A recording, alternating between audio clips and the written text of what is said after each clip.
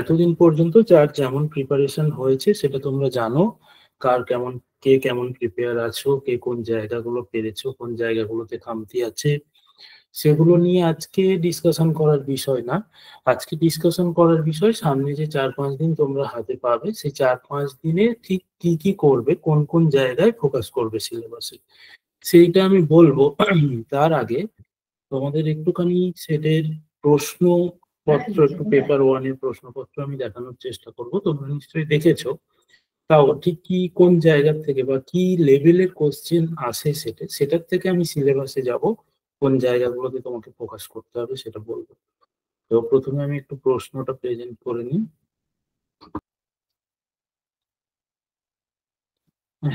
স্ক্রিনটা দেখতে পাচ্ছ সবাই? হ্যাঁ স্যার, দেখা যাচ্ছে। বেশ, দেখো এটা হচ্ছে লাস্ট ইয়ারের সেটের প্রশ্ন।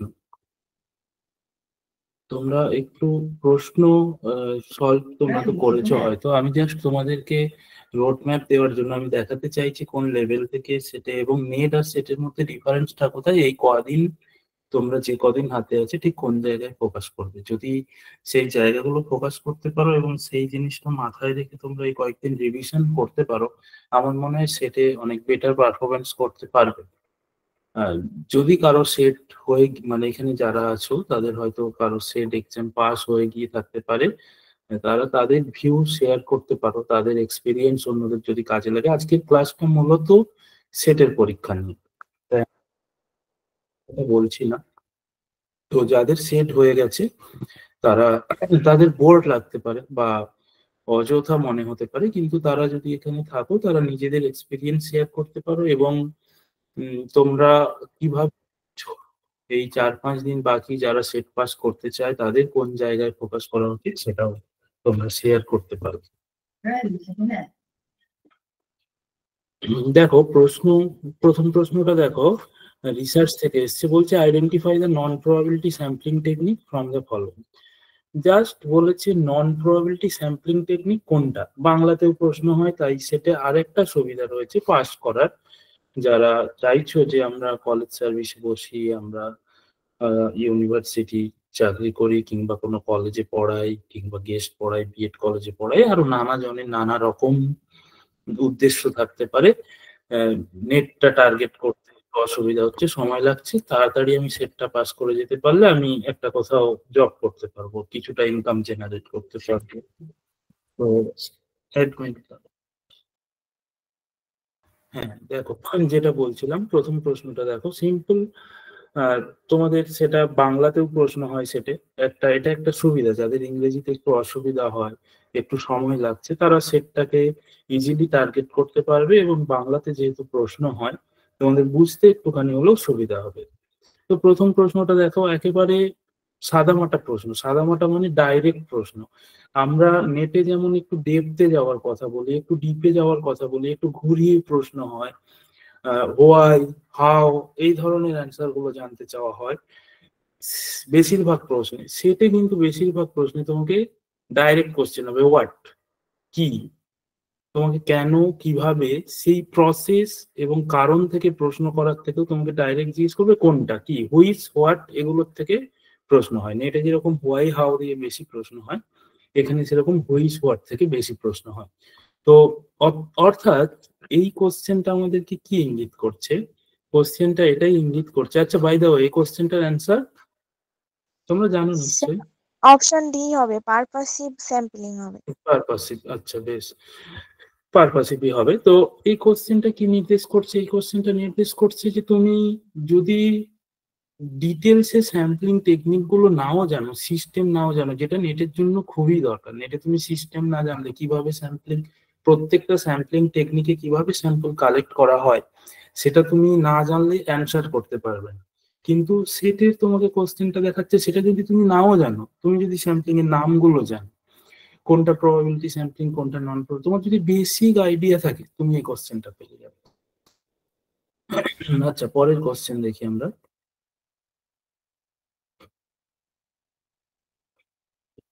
পরের কোশ্চেন কি বলা হচ্ছে, the item question yes should be presented in the following order. বলা হচ্ছে আইটেম গুলো একটা কোশ্চেনিয়ার এটাও একটা রিসার্চের কোশ্চেনিয়ার মানে কি? রিসার্চের কোশ্চেন আমি বললাম, কিন্তু কোশ্চেনিয়ার জিনিসটা কি কেউ বলতে পারবে ঠিক করে? প্রশ্নাবলী। প্রশ্নাবলী। এটা কি কাজে লাগে? রিসার্চের কোন পর্যায়ে আমাদের কাজে লাগে কোশ্চেনিয়ার? অনেকেই ডিজার্টেশন করেছো, রিসার্চ করেছো। কোশ্চেনের হচ্ছে ডেটা কালেকশন একটা টুল। ডেটা কালেকশনের টুল, ভেরি গুড।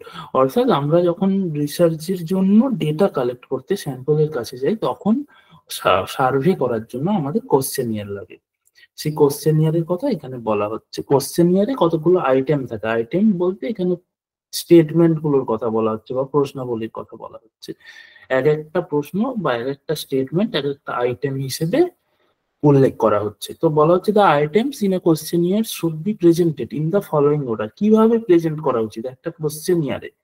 আইটেম গুলো, আমি তো আইটেম রাখলাম, আইটেম বেছে নিলাম, সেগুলো কিভাবে প্রেজেন্ট করা উচিত ছাত্রছাত্রীদের কাছে, কিভাবে তুলে ধরা উচিত? আমি যেমন তেমন করে তুলে ধরলাম নাকি একটা সিকোয়েন্স থাকবে, সেইটা এখানে জানার চেষ্টা করা হচ্ছে। বলা হচ্ছে general to specific, easy to very difficult, known to unknown, simple to complex. কিভাবে তুলে ধরা উচিত? এই কোশ্চেনটার অ্যান্সার কি হবে? General to specific. আর কেউ? জেনারেল আমার না, ফার্স্ট অপশনটা ছিল জেনারেল টু স্পেসিফিক, এটা উত্তর দেওয়া রয়েছে। অর্থাৎ বলা হচ্ছে the item in a questionnaire should be presented in the following order: general to specific, easy to very difficult, known to unknown, simple to complex. এখানে মূলত যেহেতু টুলের কথা বলা হচ্ছে, সেখানে না ইজি টু ডিফিকাল্ট, ইজি আর ডিফিকাল্ট বলে টুলের ক্ষেত্রে খুব একটা কিছু হয় না, কারণ এখানে তো রাইট রঙের ব্যাপার নেই।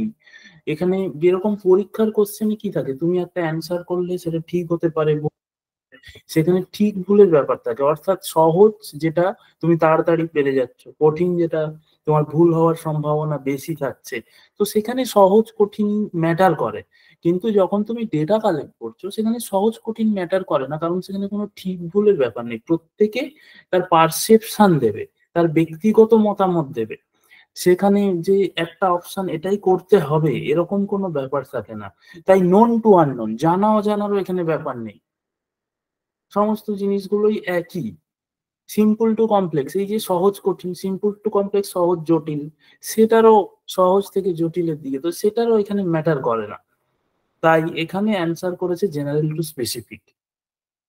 অর্থাৎ যদি জেনারেল ভিউ দেওয়ার থাকে, স্টেটমেন্ট দেওয়ার থাকে, সেগুলো আগে দেবে, তারপরে স্পেসিফিকে ঢুকবে। এই জন্যই বলা হচ্ছে, তার কারণ জেনারেল আইডিয়া আমাদের বুঝতে সুবিধা হয়। আমরা যদি স্পেসিফিক হঠাৎ করে একটা দুম করে একটা স্পেসিফিক কিছু বলে দিলাম, সেটা কোথা থেকে এসছে, তার কনটেক্সট কি, কি বোঝাতে চাওয়া হয়েছে, মিস আন্ডারস্ট্যান্ডিং তৈরি হয়। তো কোশ্চেনিয়ারিতে যদি মিস আন্ডারস্ট্যান্ডিং তৈরি হয়, তাহলে তুমি ভুল রেসপন্স পাবে। ভুল রেসপন্স পেলে তোমার ডেটা ভুল চলে আসবে, ডেটা ভুল আসলে তোমার রেজাল্ট ভুল আসবে, রিলায়েবিলিটি, জেনুইননেস কমে যাবে। তাই জেনারেল টু স্পেসিফিক কোশ্চেনিয়ারই হওয়া উচিত। অর্থাৎ যদি স্টেটমেন্ট এমন হয় যেটা জেনারেল ভিউকে তুলে ধরছে, যেটা কনটেক্সটটা বোঝাতে হেল্প করছে, সেরকম কোশ্চেন সেরকম আইটেম থাকলে সেটা আগে দেওয়া উচিত। তারপরে স্পেসিফিকের দিকে, পার্টিকুলার পিন পয়েন্ট আইটেম যদি থাকে, সেগুলো একটু শেষের দিকে দেওয়া উচিত। সেই জন্য আর বাকি অপশন গুলো এখানে যেহেতু রাইট রঙের ব্যাপার নেই, ঠিক ভুলের ব্যাপার নেই, সহজ কঠিনের ব্যাপার নেই, প্রত্যেকটা স্টেটমেন্ট একজন পার্টিসিপেন্ট তার স্টেটমেন্টের পরিপ্রেক্ষিতে সাবজেক্টিভ ভিউ, তার নিজের কি মনে হচ্ছে, সে নিজে কি করে, সেটা জানাবে। তো তাই এখানে ওই বিষয়গুলোকে ওভারলুক করা হচ্ছে, জেনারেল টু স্পেসিফিককে ঠিক হিসেবে গ্রহণ করা হচ্ছে। ঠিক আছে? তো এখান থেকেও দেখো এটা, হ্যাঁ একটু কনফিউজড হলে তোমরা, কিন্তু এই কোশ্চেনটা তোমরা পড়ে করতে পারবে না। তুমি রিসার্চের সবকিছু পড়লে এইরকম পার্টিকুলার কিছু নাও পড়তে পারো, তুমি প্রচুর জানো, এইগুলো একটু কমন সেন্স থেকে কিছু প্রশ্ন থাকে। তোমার সেন্স কি বলছে, তুমি তুমি তোমার সেন্সকে কাজে লাগাতে হবে। যেটা একটা কোশ্চেনিয়ারি আইটেম, কোশ্চেনিয়ারি মানে ছাত্রছাত্রীরা যেখানে তাদের রেসপন্স দেবে সাবজেক্টিভ ওয়েতে। তো সেখানে প্রথমে জেনারেল জিনিসটা জানলে তারা বিষয়বস্তুটা বুঝে যাবে, তারপরে স্পেসিফিক পয়েন্টে যাওয়া যেতে পারে। তো এটা যদি একটু সেন্সকে অ্যাওয়ার হও ওই সময়, কনসেন্ট্রেশন ভালো করে কাজে লাগাও, ভাবতে পারো, তাহলে এই ধরনের কোশ্চেন গুলো ঠিক করা যায়। হ্যাঁ, কেউ যদি বইতে পড়ে থাকো, কিন্তু আমার মনে হয় না এই ধরনের প্রশ্নগুলো খুব একটা কেউ পড়াশুনো করে যায়। একটা জেনারেল ভিউ থেকে, একটা জেনারেল ইন্টেলিজেন্স থেকে করতে পারে। হ্যাঁ, কেউ টুল পড়তে গিয়ে কোনো বইতে পড়ে ফেলতে পারো, এই পয়েন্টটা জেনারেল টু স্পেসিফিক দিতে হয়। দ্যাটস গুড যদি পড়ে থাকো। আমার মনে হয় নাও যদি পড়ে থাকো এই ধরনের বিষয়গুলো, যদি জেনারেল অ্যাওয়ারনেসকে কাজে লাগাও, তাহলে করা যেতে পারে।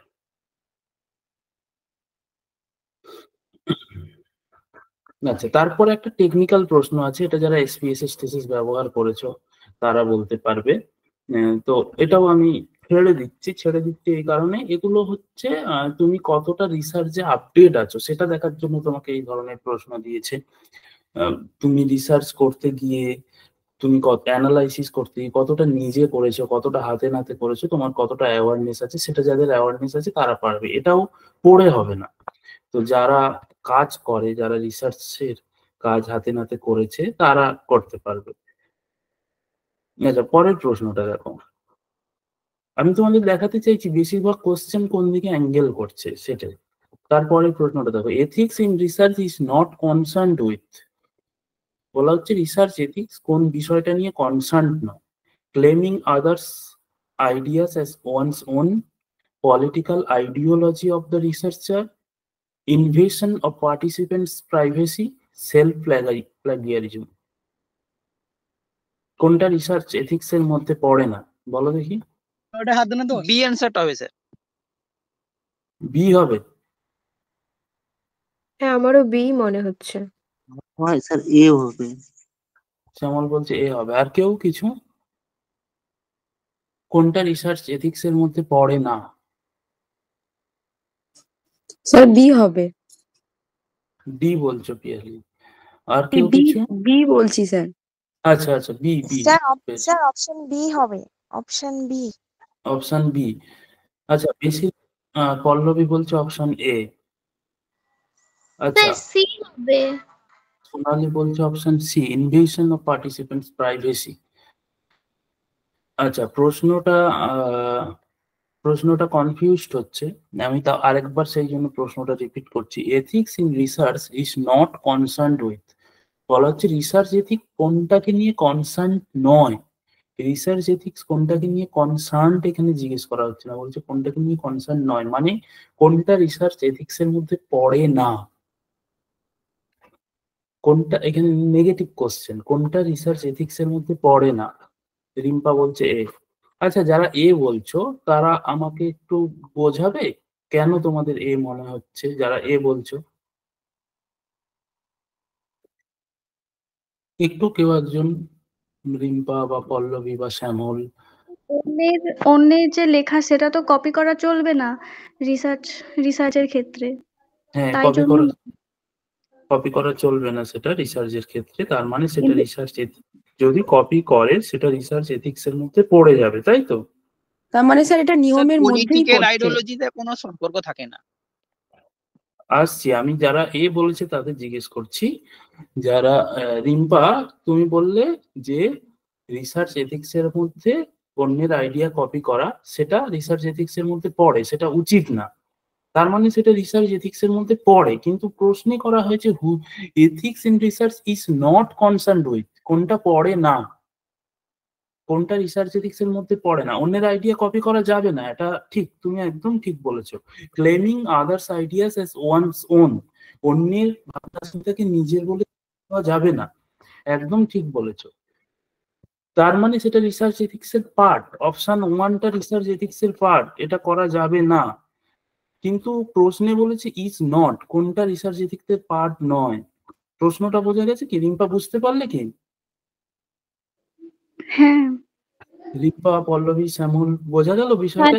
বুঝতে গন্ডগোল হয়েছে আমাদের। হুম হুম। আচ্ছা, এবার যারা এই সোনালী বললে সি 3, সি কেন বলছো?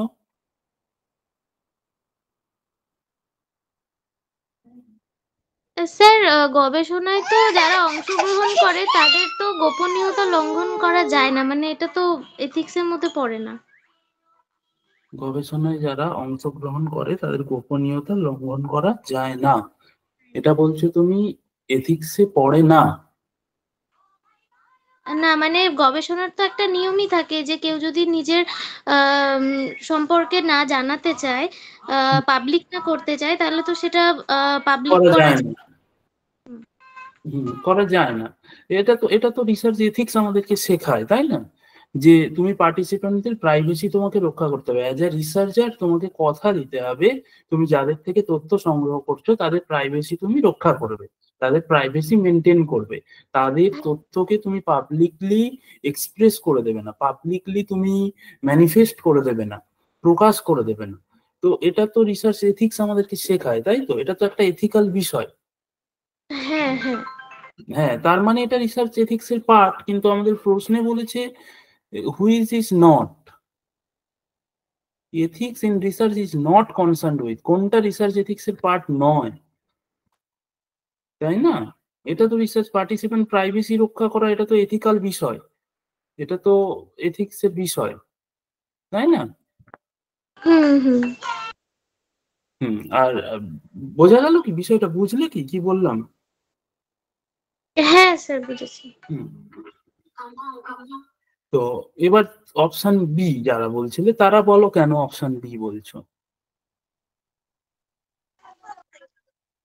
স্যার রিসার্চের সাথে মানে এখানে পলিটিক্যাল আইডিওলজির কোনো রিলেশন থাকে না, রাজনৈতিক দলের বা কোনো মতাদর্শ এগুলো এখানে গবেষণাতে মানে এড হবে না স্যার।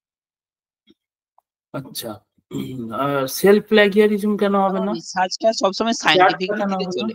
না? চলে। 4 নম্বর অপশন কেন হবে না? 4 নম্বর অপশনও তো হতে পারতো।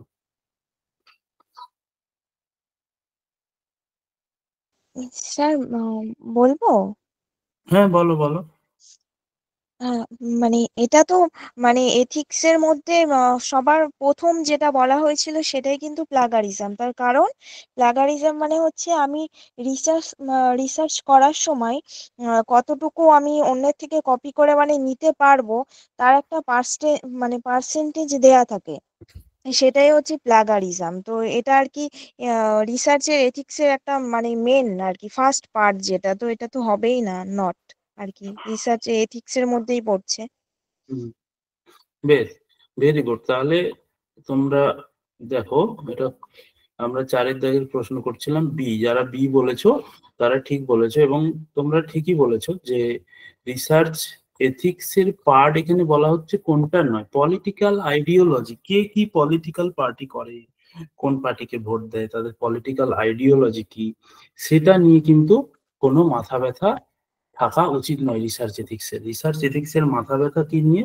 রিসার্চ এথিক্স এর মাথা ব্যথা প্লাগারিজম হচ্ছে কিনা, রিসার্চ এথিক্স এর মাথা ব্যথা অন্যের আইডিয়াকে কপি করা হচ্ছে কিনা, পার্টিসিপেন্টের প্রাইভেসি রক্ষা করা হচ্ছে কিনা, এসব বিষয় নিয়ে কিন্তু রিসার্চ এথিক্স এর মাথা ব্যথা। তাই পলিটিক্যাল আইডিওলজি কি সেটা গুরুত্বপূর্ণ বিষয় নয়, তাই এটাই হবে না। সবাই বুঝতে পারলে কি? দেখো, এটা কিন্তু খুব সিম্পল প্রশ্ন, খুবই সোজা প্রশ্ন, তাও কিরকম কনফিউশন তৈরি হচ্ছে এই প্রশ্নগুলোই ভুল। কিন্তু এটার জন্য আমার মনে হয় না রিসার্চ নিয়ে খুব বেশি পড়ার দরকার আছে, প্রচুর গবেষণা করার দরকার আছে, তবে তুমি এই কোশ্চেনের অ্যান্সার দিতে পারবে।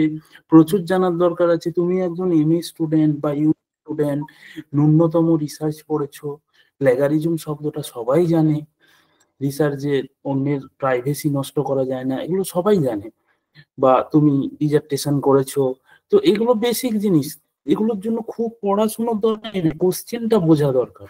তাই বলা হয় সবসময় একটা কোশ্চেনকে দুবার পড়বে, ইজ নট যেখানে থাকবে নেগেটিভ কোশ্চেন, সেই কোশ্চেন গুলোকে আরো ভালো করে পড়া দরকার। এই ধরনের প্রশ্নে কিন্তু আমরা কনফিউজ বেশি হই। দেখো, এটা কিন্তু ডাইরেক্ট প্রশ্ন, simple, political ideology of the researcher. একজন রিসার্চারের পলিটিক্যাল আইডিওলজি কি সেটা নিয়ে কারো মাথা ব্যথা নেই, তো সেটা এথিক্স এর পার্ট নয়। এটা খুব সহজ প্রশ্ন।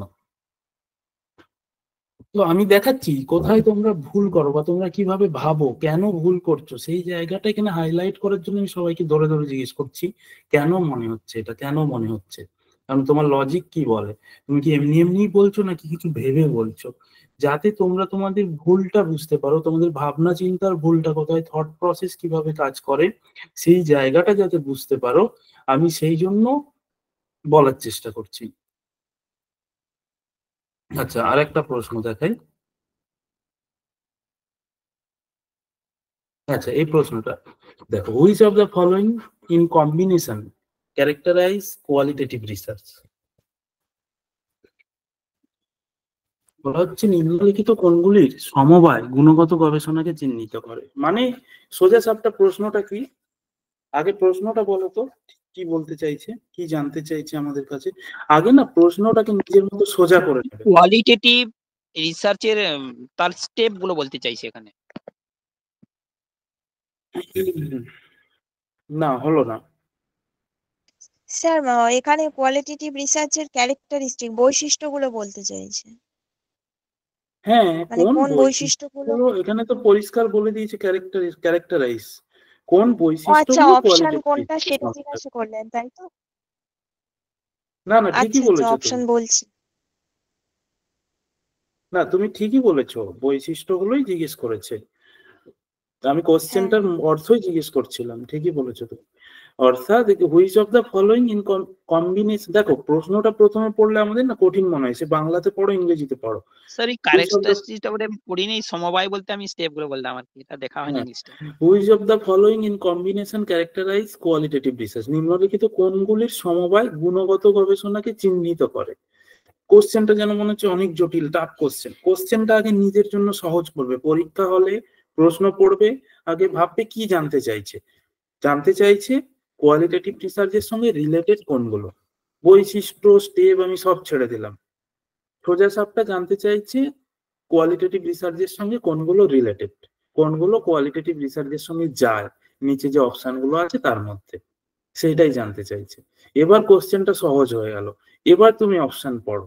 এইভাবে তুমি যদি ব্রেনকে প্রসেস করাতে পারো এক্সাম হলে, কোশ্চেনটাকে আগে নিজের জন্য সহজ করে দেবে, একদম গোদা বাংলায় আমরা বাড়িতে যেভাবে কথা বলি সেভাবে ভেঙে দেবে, যে এইটা আমার কাছ থেকে পরীক্ষক জানতে চাইছেন, এবার আমি অ্যান্সার করব। এবার অ্যান্সার বলো।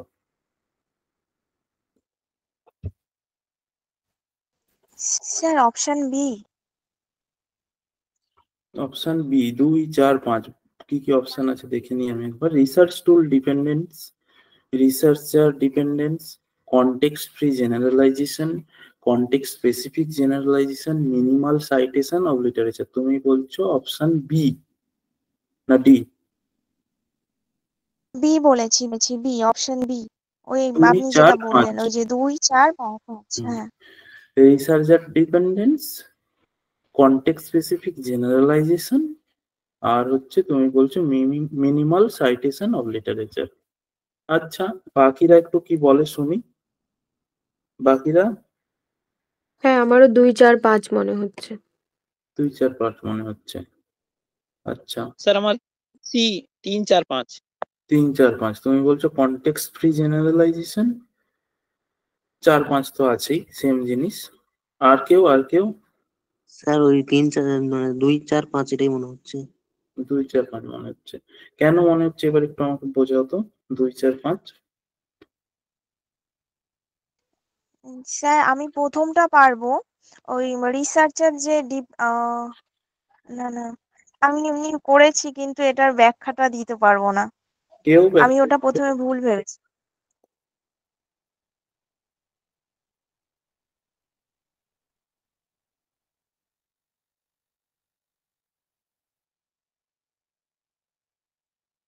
দুই, 4, 5 মানে বাকি বাকি আছে 1 আর 3 তোমাদের মতে, যারা 2, 4, 5 বলেছো তাদের মতে। আচ্ছা সৌমেন, সি কেন বলছো বলো? 3, 4, 5।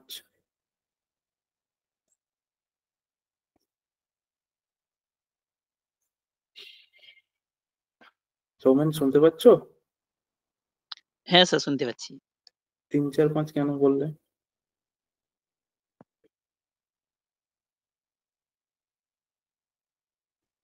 কোয়ালিটেটিভ রিসার্চের এই কন্টেন্ট ফ্রি জেনারেশনটাই তো স্যার, এটা থাকে ক্যারেক্টারিস্টিক স্যার। কোয়ালিটেটিভ রিসার্চের ক্যারেক্টারিস্টিক্সে কনটেক্সট ফ্রি জেনারেলাইজেশন থাকে না। কনটেক্সট ফ্রি জেনারেলাইজেশন মানে যেটা বৃহৎ ক্ষেত্রে জেনারেলাইজ করা যাবে, সেটা কোয়ান্টিটেটিভ রিসার্চের ক্যারেক্টারিস্টিক্স। কোয়ান্টিটেটিভ রিসার্চের একটা বৈশিষ্ট্য, যেমন তুমি এখানে দাঁড়িয়ে রিসার্চ করছো, সেটা তুমি সবার মধ্যে জেনারেলাইজ করতে পারবে, সেটা হচ্ছে কোয়ান্টিটেটিভ রিসার্চের বৈশিষ্ট্য। কোয়ালিটেটিভ রিসার্চ তো সাবজেক্টিভ, কোয়ালিটেটিভ রিসার্চ তো ভেরি পার্টিকুলার। কোয়ালিটেটিভ রিসার্চ তো অনেক বেশি সাবজেক্টিভ, অনেক বেশি নিজস্বতা থাকে। কোয়ালিটেটিভ রিসার্চকে প্রত্যেক রিসার্চ তাদের মতো করে ব্যাখ্যা করেন, তুলে ধরার চেষ্টা করেন, একটা একটা একটা পারসেপশন প্রোভাইড করেন। তো সেটাকে জেনারেলাইজ করাটা কঠিন হয়, সেটা কনটেক্সট ফ্রি জেনারেলাইজেশন তার ক্যারেক্টারিস্টিক্স নয়। তো 3 বাদ গেল, আর তোমরা বলেছো 1 বাদ। 1 কেন বাদ? Research tool dependence. Qualitative research tool is not, মানে কি বলবো, qualitative research tool is not so much important, অতটাও ইম্পর্টেন্ট নয়। রিসার্চ টুল কিছু কিছু ক্ষেত্রে ব্যবহার করা হয়, কিন্তু অনেক ক্ষেত্রে টুল ব্যবহার করাই, টুলটা ঠিক আছে ডেটা কালেকশনের জন্য আমরা বিভিন্ন টেকনিক ব্যবহার করি, কিন্তু টুলটা অত গুরুত্বপূর্ণ নয়। কিছু ক্ষেত্রে ব্যবহার করা হয়। মূলত রিসার্চ টুল ডিপেন্ডেন্ট হচ্ছে কোয়ান্টিটেটিভ রিসার্চ, পুরোপুরি টুল ডিপেন্ডেন্ট। তোমার টুল যত ভালো হবে ডেটা তত ভালো আসবে। টুলের ভ্যালিডিটি জানা, রিলায়েবিলিটি জানা, টুলকে ফ্যাক্টর অ্যানালাইসিস করে reliability, validity, genuinity, difficult value, এইসব হেনা তেনা, মানে টুলকে যথেষ্ট স্ট্যান্ডার্ডাইজড করতে হয়, তার একটা নর্ম ভ্যালু বের করতে হয়, সেখান থেকে আমরা রিসার্চ করি। তো research tool is very much necessary in quantitative research but not in qualitative research. তাই 1-3কে আমরা এখানে বাদ দিচ্ছি। আচ্ছা, এখানে একটা জিনিস করলাম, এই প্রশ্নটা সলভ করতে গিয়ে আমি তোমাদেরকে জিজ্ঞেস করলাম কেন তোমরা 2, 4, 5 বলছো। তারপরে আমি বললাম, দেখবে লক্ষ্য করে আমি এখানে কি করলাম, যেহেতু অনেকগুলো অপশন আছে, আমি কিন্তু কোনগুলো রাইট অ্যান্সার সেগুলোতে গেলামই না, কারণ রাইট অ্যান্সার 3টে। এখানে আমি কি করলাম, এখানে আমি উইথড্রল স্ট্র্যাটেজি ব্যবহার করলাম, অর্থাৎ কোন অপশনটা উইথড্র হয়ে যাবে, কোন অপশনটা যাচ্ছে না এর সাথে, আমি যদি সেটা বের করে নিতে পারি, কোন অপশন গুলো যাচ্ছে অটোমেটিক বেরিয়ে যাবে। তো যখন বেশি অপশন থাকবে, যখন ম্যাচিং থাকবে, এই ধরনের অনেক অপশন থাকবে, এই ধরনের কোশ্চেন থাকবে যেখানে অপশন থাকবে, সেখানের মধ্যে বলেছে কোন অপশন গুলো রাইট, সেখানে সব থেকে ভালো পদ্ধতি হচ্ছে উইথড্রল স্ট্র্যাটেজি। অর্থাৎ তুমি আগে কি কোনগুলো যাচ্ছে না প্রশ্নটার সঙ্গে সেগুলো খুঁজে বের করে নাও, তাহলে যেগুলো পড়ে থাকবে সেগুলো যাবে। 1 যাচ্ছে না, 3 যাচ্ছে না, বোঝা যাবে। এবার 1-2 কোনটা যাচ্ছে সেটাও দেখে নিলে ম্যাচ করছে কিনা, তাহলে অটোমেটিক বেরিয়ে যাবে। তো রিমুভাল স্ট্র্যাটেজি তুমি কাজে লাগাও, কোন অপশন গুলো রিমুভ করা যাচ্ছে। এই ধরনের অনেক প্রশ্ন যখন থাকবে তখন সব থেকে ভালো স্ট্র্যাটেজি রিমুভাল স্ট্র্যাটেজি বা উইথড্রল স্ট্র্যাটেজি। তুমি উইথড্র করে নাও যে অপশন গুলো যাচ্ছে না, বা রিমুভ করে দাও সেই অপশন গুলো, তাহলে কিন্তু খুব সহজেই তুমি বুঝতে পারবে। স্যার যে অ্যান্সারটা হলো বি, ওটা একটুখানি যদি বলেন ওই 3টে পয়েন্ট, 2, 4 আর 5। 2, 4 আর 5 রিসার্চার ডিপেন্ডেন্স। এই যে বললাম কোয়ালিটেটিভ রিসার্চ সাবজেক্টিভ, রিসার্চার তার পারসেপশন তুলে ধরেন, তাই এটা তার উপর ডিপেন্ড করে তিনি কেমন ভাবে পারসিভ করছেন একটা বিষয়কে। ধরো একটা গোলাপ ফুল নিয়ে তুমি রিসার্চ করছো, রবীন্দ্রনাথের একটা পোয়েম নিয়ে রিসার্চ করছো, একটা হিস্টোরিক্যাল ইনসিডেন্ট নিয়ে তুমি রিসার্চ করছো, সেই ইনসিডেন্টটাকে তুমি কিভাবে দেখছো, একটা গোলাপ ফুলকে তুমি কিভাবে দেখছো, তুমি তুলনা করছো গোলাপকে প্রেমের প্রতীক হিসেবে, red rose the symbol of love, তুমি এইভাবে দেখছো, এবং সেটা কানেকশন বাড়ায়, রিলেশনশিপের প্রতীক, তুমি একটা গোলাপকে দারুণ ভাবে বর্ণনা করতে পারো। তো আবার অনেকে ভাবছে গোলাপে কাঁটা আছে, যেরকম চাঁদ, তুমি চাঁদ দেখে চাঁদকেও চাঁদের জ্যোৎস্না রাতে প্রেমিক প্রেমিকার কথা ভেবে কবিতা লিখতে পারো, এক্সপ্লেন করতে পারো, তুমি চাঁদকে নিয়ে আরো মনোরম পরিবেশ বানাতে পারো, বা একা স্পিরিচুয়াল এক্সপ্লোরেশনের জন্য তুমি চাঁদের জ্যোৎস্নাকে ব্যবহার করতে পারো, যে চাঁদের জ্যোৎস্নায় আমি সমুদ্রের ধারে দাঁড়িয়ে দাঁড়িয়ে নিজের মধ্যে কিছু ডিসকভার করেছি, বা এইভাবেও তুমি ব্যাখ্যা করতে পারো, বা মানুষ চাইলে এইভাবে কানেক্ট করতে পারে। তো কোয়ালিটেটিভ রিসার্চ হচ্ছে, বর্ণনা করা হচ্ছে, তুমি নিজের মতো করে এক্সপ্লেন করছো। আবার কবি লিখছেন পূর্ণিমার চাঁদ যেন ঝলসানো রুটি, তিনি ওইভাবে দেখেছেন যারা খেতে পাচ্ছে না, যাদের কাছে ওই পোড়া একটা রুটি কোন রকম আধখানা পেয়েছে, তাদের কাছে যেন মনে হচ্ছে চাঁদটাকে এই পোড়া রুটির মতো দেখতে, তাদের রিলেট করা দেখো। তো কিভাবে সিচুয়েশন পাল্টালে, কনটেক্সট পাল্টালে কোয়ালিটেটিভ রিসার্চ পাল্টে যাচ্ছে, ভিউজ পাল্টে যাচ্ছে, সাবজেক্টিভ অনেক বেশি। তো সেই জন্য বলা হচ্ছে এটা রিসার্চার ডিপেন্ডেন্স। তুমি যেভাবে পারসিভ করছো কোনো একটা বিষয়কে, তোমার এক্সপ্লেনেশনে সেটা ফুটে উঠবে। তাই কোয়ালিটেটিভ রিসার্চ, রিসার্চার ডিপেন্ডেন্স। আর কি বলা হচ্ছে, 4 অপশন, কনটেক্সট স্পেসিফিক জেনারেলাইজেশন।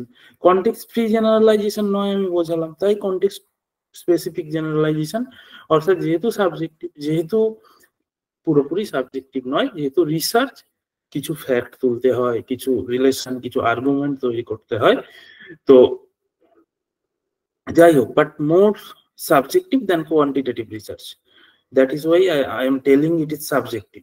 তো কনটেক্সট স্পেসিফিক জেনারেলাইজেশন বলতে পার্টিকুলার কনটেক্সট, যে কনটেক্সটে দাঁড়িয়ে একটু আগেই তোমাকে বোঝালাম যে তুমি সমুদ্রের পাড়ে আছো, তুমি খুব স্পিরিচুয়াল মানুষ, তুমি জ্যোৎস্নাকে ওভাবে ব্যাখ্যা করছো, যার কাছে খাওয়ার নেই, পোড়া রুটি রয়েছে, সে চাঁদের সঙ্গে পোড়া রুটির রিলেশন খুঁজে পাচ্ছে, কালো কালো দাগ দেখে চাঁদের গায়ে।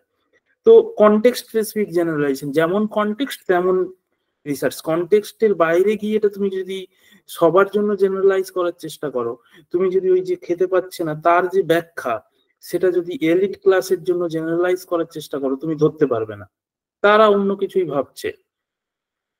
কেউ ভাবছে ইয়াং ছেলে মেয়ে, জ্যোৎস্না রাতে আমরা 5 জন বন্ধু বান্ধব মিলে পার্টি করব, আনন্দ করব।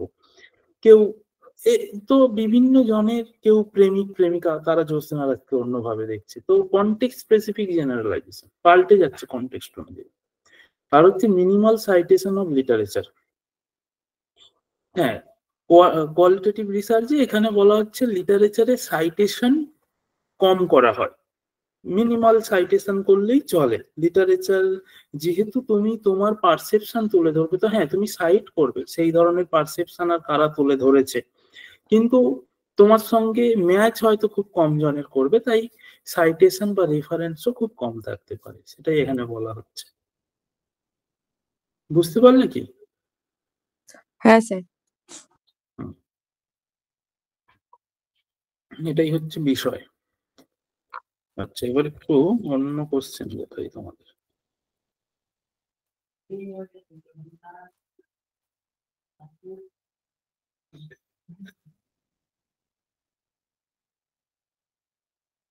আচ্ছা, এই প্রশ্নটা দেখো 12 দাগে বলা হচ্ছে দেয়ার আর 2 স্টেটমেন্টস গিভেন বিলো সায়ম। অনেক সময় সায়মের ফুল ফর্মও এসছে সেটের পরীক্ষায়, তো very direct question. There are 2 statements given below. Siam, Indian government's MOOCs platform primarily aims to take the best teaching learning resources to all the learners, including the most disadvantaged group, not to accomplish 3 cardinal principles of education: access, equity, and equality. Choose the right answer. 1 and 2 are correct. 1 is correct and 2 is incorrect. 1 is incorrect and 2 is correct. Both 1 and 2 are incorrect. Sir B A হবে আমার। এ এবং B দুটোই correct. A এবং B না দুটোই sir, B হবে। B হবে। B হবে আমার স্যার স্যার। বি হবে। মানে তোমরা বলছো 1 is correct, 2 is incorrect. Incorrect, হ্যাঁ স্যার। হ্যাঁ স্যার, সেকেন্ডটা ভুল আছে। আর A কারা বলছো? আমি বলছি স্যার এ, কারণ এখানে ফার্স্ট তো ঠিক আছে এবং সেকেন্ডটাতে এখানে অ্যাক্সেস, ইকুইটি, ইকুয়ালিটি এই 3টা তার আছে স্বয়মের, তার যে নীতি বা কিছু। কিন্তু অপশনটা কি বলেছে তুমি পড়েছো? Not to accomplish.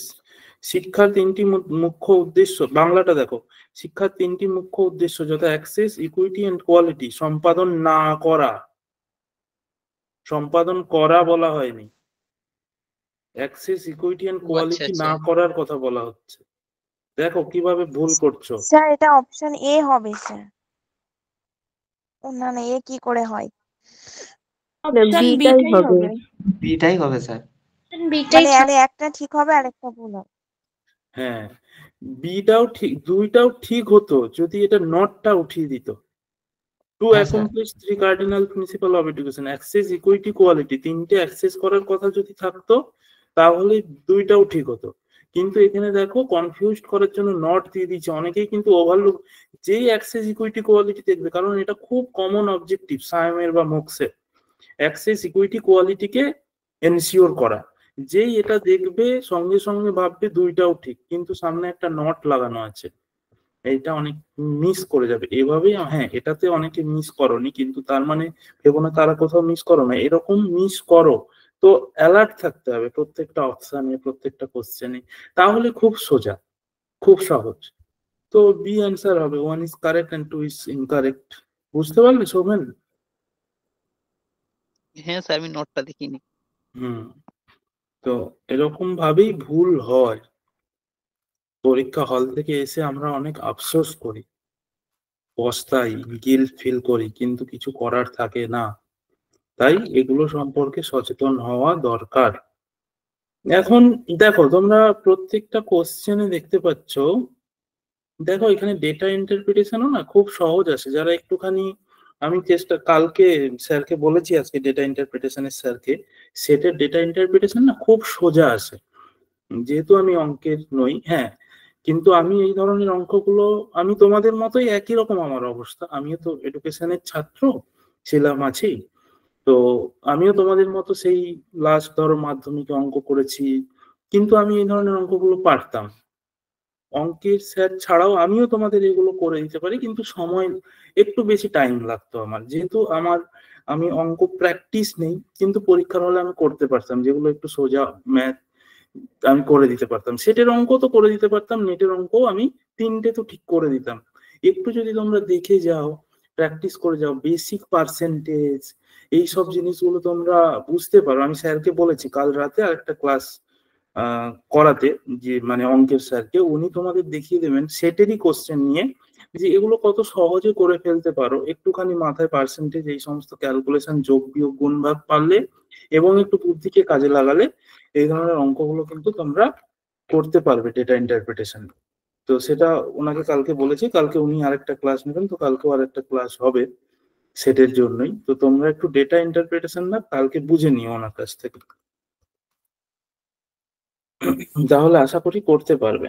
তো সেটের প্রশ্ন তোমরাও দেখেছো, আমি আর প্রশ্ন দেখাচ্ছি না, আমি একটু সিলেবাসটা দেখাই তোমাদের।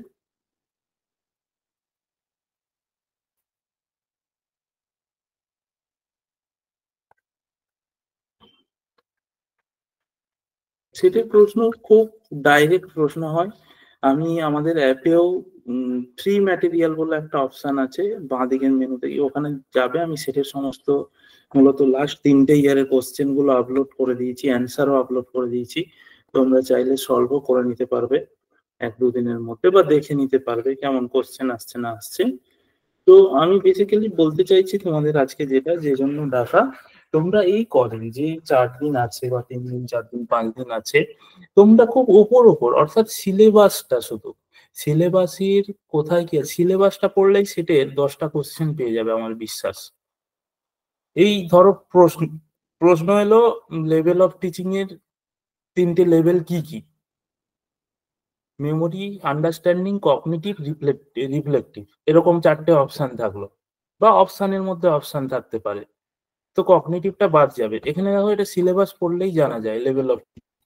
তো আমার মনে হয় তোমরা সিলেবাসটা ভালো করে দেখো প্রত্যেকটা ইউনিটে, এবং তার সাথে সাথে বেসিক জাস্ট ক্লাসিফিকেশন কোনটা কার মধ্যে আসছে, বেসিক কনসেপ্ট গুলো জেনে রাখো, তাহলে সেটা তোমরা অনেক কোশ্চেন ঠিক করতে পারবে, ম্যাক্সিমাম কোশ্চেন ঠিক করে দেবে। টিচিং মানে কি, লার্নিং এর সঙ্গে টিচিং এর পার্থক্য কি, মেমোরি লেভেল টিচিং বলতে কি বোঝায়, আন্ডারস্ট্যান্ডিং জাস্ট কি বোঝায়, রিফ্লেক্টিভ বলতে পার্থক্যটা কোন জায়গায়, কি বোঝায়, এই সমস্ত ছোটখাটো বিষয়গুলো, মোক্সের উদ্দেশ্য কি, সায়ন প্রভা মোক্স তিনটে জিনিস কি, সায়ন প্রভার কতগুলো চ্যানেল আছে, একদম ফ্যাকচুয়াল কোশ্চেন যেগুলো খুব সোজা। আমার মনে হয় তোমরা যদি 2 দিন পুরো সিলেবাস রিভিশন দাও, তোমাদের সব কোশ্চেন গুলো হয়ে যাবে, একদম উপর উপর ফ্যাকচুয়াল কোশ্চেন। এই ধরনের বিষয়গুলো আহ, দেখে যেও এই কদিনে, এটাই শুধু রিভিশন দাও, খুব বেশি ডিপে যাওয়ার দরকার নেই সেটের জন্য। আর এই কদিন যেহেতু সামনে সেট পরীক্ষা আছে, নেট মাথার থেকে বের করে দাও। যারা সেট পাস করে গেছে তাদের কথা বলছি না, তারা তো নেটের জন্য প্রিপেয়ার হতে থাকো। যারা সেট পরীক্ষা দেবে তারা নেট মাথার থেকে বের করে দাও। সেটের জন্য ওপর ওপর যত কোশ্চেন হয়, সিলেবাসে জাস্ট যা যা লেখা আছে তার মানেটা, ভেতরে ঢুকতে হবে না। সিলেবাসে যা লেখা আছে সিলেবাসটা প্রিন্ট করো, সামনে রাখো। সিলেবাসে যা কিওয়ার্ড আছে সেই ওয়ার্ড গুলোর মানে তুমি জেনে পরীক্ষা দিতে যাবে। একে অপরের সঙ্গে পার্থক্য এইটুকু জেনে তুমি পরীক্ষা দিতে যাও, তুমি অনেক স্কোর করতে পারবে। শুধু সিলেবাসে কি আছে তার মানেগুলো জেনে যাও। রিসার্চ মানে কি, ক্যারেক্টারিস্টিক্স, রিসার্চের ক্যারেক্টারিস্টিক্স গুলো একবার দেখে নাও। পজিটিভিজম মানে কি, পোস্ট পজিটিভিজম মানে কি, জাস্ট যা লেখা আছে তার কনসেপ্ট জানো। এক্সপেরিমেন্টাল রিসার্চ কি, ডেসক্রিপটিভ কি, হিস্টোরিক্যাল কি, কোয়ালিটেটিভ কি, কোয়ান্টিটেটিভ কি, ডিফারেন্স কি কোয়ালিটেটিভ কোয়ান্টিটেটিভের। স্টেপ অফ রিসার্চ, যা স্টেপের মধ্যে কিছু পড়তে হবে না, স্টেপের নামগুলো দেখে যাও, ক্রোনোলজিটা দেখে যাও কিভাবে পরপর। স্টেপ মানেই ক্রোনোলজি চলে আসছে। স্টেপ মানে তুমি একটা পের করলে অন্য স্টেপে যেতে পারবে, তো কোন স্টেপটা আগে কোন স্টেপটা পরে সেটা জানা খুব দরকার। তো ক্রোনোলজিটা দেখে নাও। থিসিস আর্টিকেল রাইটিং, ফরম্যাট আমি দিয়ে দিয়েছিলাম, সেগুলো দেখে যাও। যারা পেড ব্যাচে আছো তারা পেয়ে যাবে। তো ফরম্যাট কি, থিসিস আর্টিকেল রাইটিং এর পরপর কি আসে সেই জায়গাগুলো, আইসিটির কি কি ইউজ আছে, জাস্ট সিলেবাসে যেটুকু। রিসার্চ এথিক্স, এই যে এথিক্স নিয়ে দেখো কিরকম কোশ্চেন এসছে, ডাইরেক্ট কোশ্চেন, কি কি রিসার্চ এথিক্স এর মধ্যে থাকে, কি কি থাকে না। আরেকটা জিনিস আমি পড়িয়েছিলাম, একটু দেখে নিও, টাইপস অফ প্লাগিয়ারিজম আমি পড়িয়েছিলাম। আর রিসার্চ এথিক্সে 3টে জিনিস দেখবে, যে 3টে পড়িয়েছিলাম। কি কি পড়িয়েছিলাম রিসার্চ এথিক্সে? 3টে জিনিস, মেন 3টে জিনিস। রিসার্চ এথিক্স এর মেন 3টে জিনিস কি বলেছিলাম?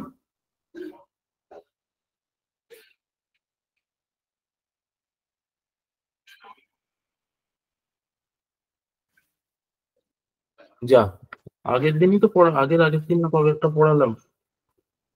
রিসার্চ এথিক্স এর 3টে মেন জিনিস আছে, ফলসিফিকেশন। এক্সপেরিমেন্টাল রিসার্চ না, এক্সপেরিমেন্টাল রিসার্চ তো রিসার্চের মেথড। ফলসিফিকেশন, ফেব্রিকেশন আর প্লাগিয়ারিজম, এই 3টে জিনিস দেখে যাও। ফলসিফিকেশন মানে কি, ফেব্রিকেশন মানে কি, প্লাগিয়ার, 3টে জিনিস পড়ালাম না, তোমরা একদম ভুলে গেছো। দাদা আরেকবার বলো না ওটা। একবার বলুন। স্যার ওই ক্লাসটা মনে হয় করিনি আমি, বা কবে হয়েছে বুঝতে পারছি না।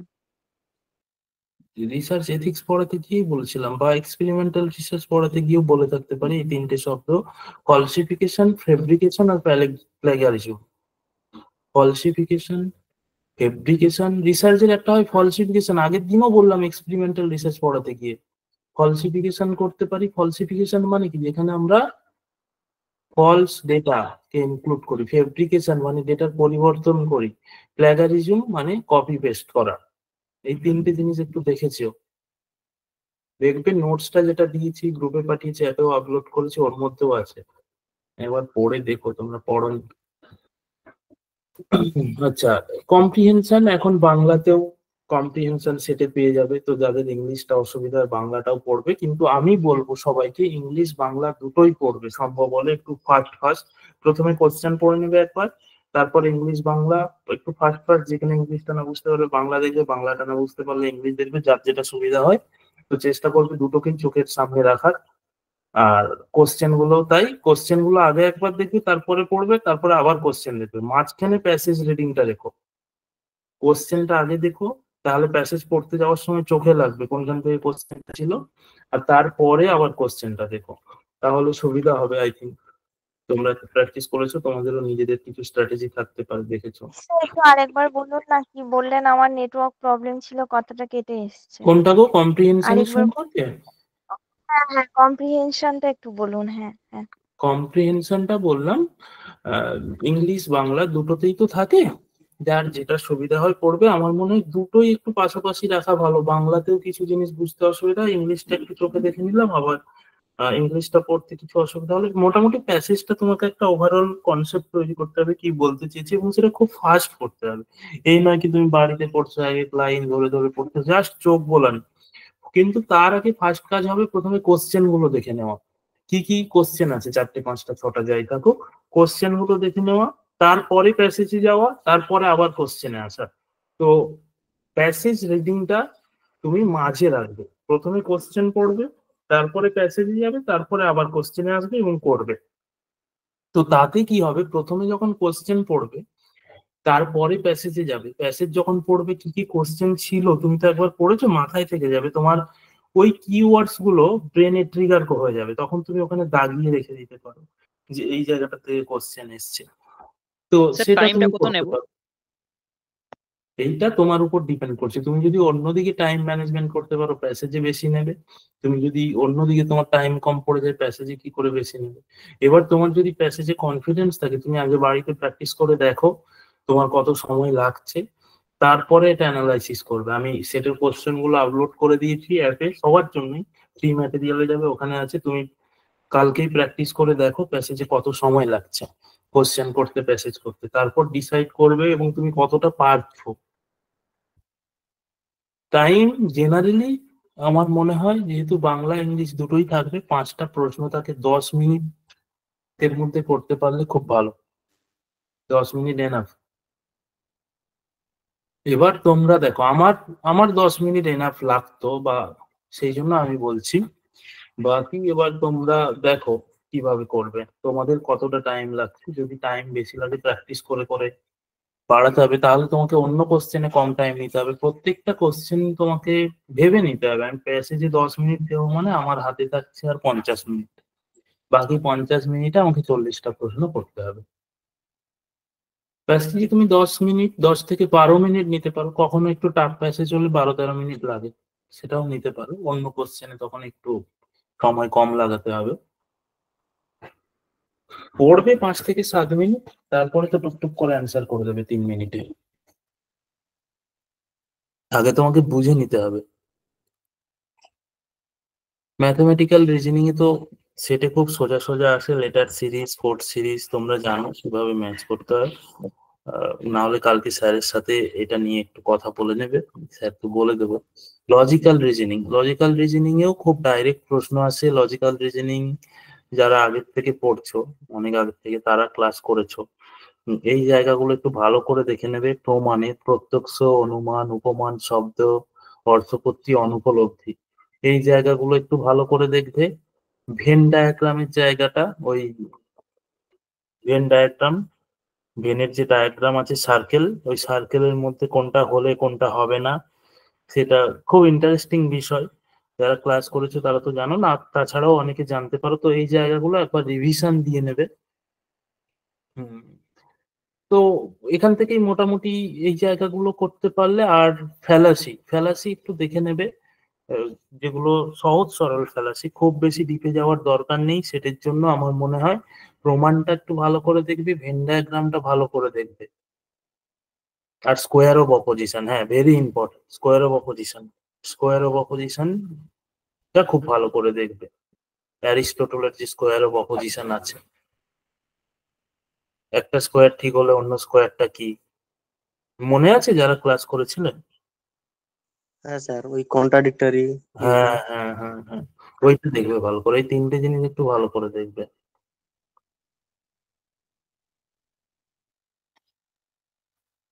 ডেটা ইন্টারপ্রিটেশন কাল স্যার করিয়ে দেবে।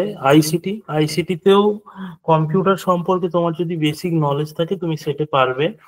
RAM, ROM, hard disk, spam mail, inbox, মেলের কোথায় কি থাকে, সেন্ড মেলে, সিসি, ব্লাইন্ড সিসি, এগুলো মেলে কিভাবে হয়, জাস্ট সিলেবাস যেগুলো লেখা আছে, ইন্টারনেট, ইমেলে যা যা ফাংশন আছে, অডিও ভিডিও কনফারেন্সিং কিসে কিসে হয়, অডিও ভিডিও কনফারেন্স, এখন তো তোমরা মডার্ন ছেলে মেয়ে, সার্চ করবে অডিও ভিডিও কনফারেন্সিং এর কি কি অ্যাপস আছে, কোথায় কি সুবিধা আছে অসুবিধা আছে, কোন অ্যাপসটা ভালো, এইগুলো সম্পর্কে একটু জানার চেষ্টা করো।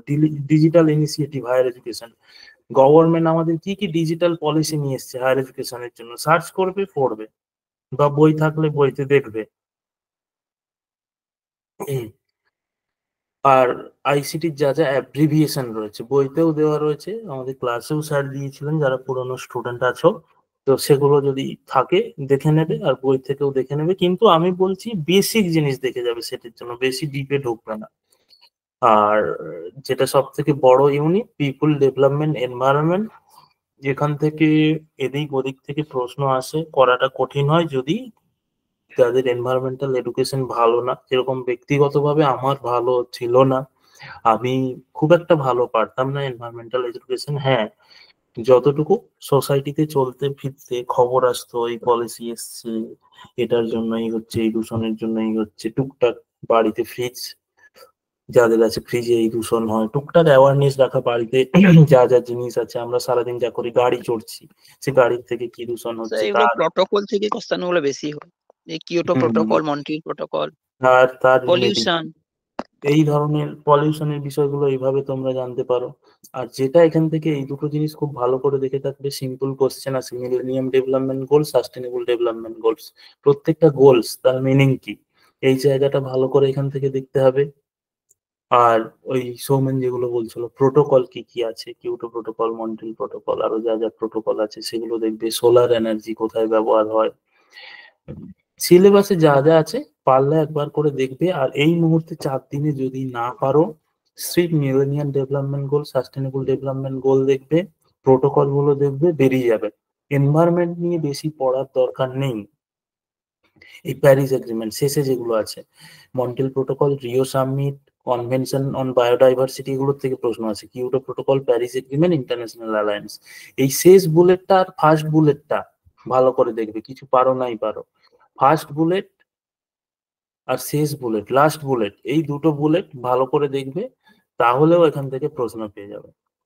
গ্রিন হাউস গ্যাস, হ্যাঁ, গ্রিন হাউস গ্যাস থেকে তো সবার মোটামুটি কনসেপ্ট আছে, ঠিক আছে চাইলে, কিন্তু ফার্স্ট বুলেট আর লাস্ট বুলেটটা মাস্ট দেখো, এনভায়রনমেন্ট বাকি তোমরা চাইলেও অ্যাভয়েড করতে পারো। হায়ার এডুকেশন সিস্টেম থেকে হায়ার এডুকেশন সিস্টেম একটু স্যার ভাস্ট আর্থ সামিট জায়গা। বা বসুন্ধরা সম্মেলন থেকেও কোশ্চেন দেয়।